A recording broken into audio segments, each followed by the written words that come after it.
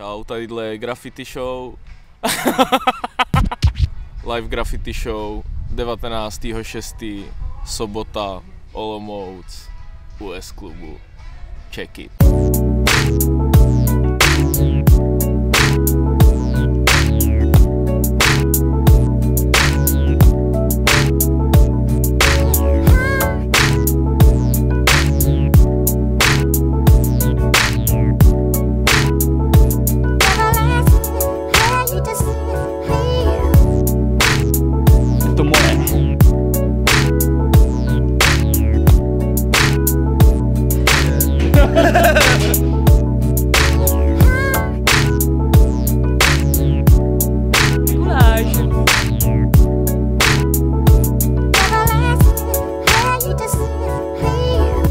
Takže tohle je olomoucký graffiti jam, na kterým malujou writeri z Prahy, z Brna, z Ostravy a z Olomouce.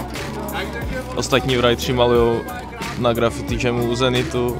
Probíhá taky workshop Euphoria, kde se maluje na batohy fixama od Molotovu.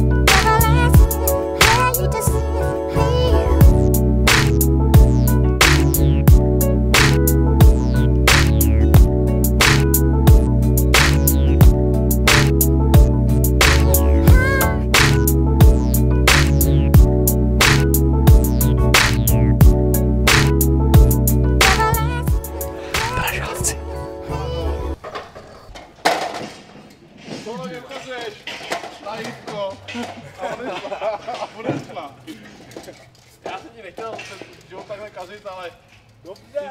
Uvědom si tu pravdu, jak to je všechno. Dobře, uvědom si to ale trošku.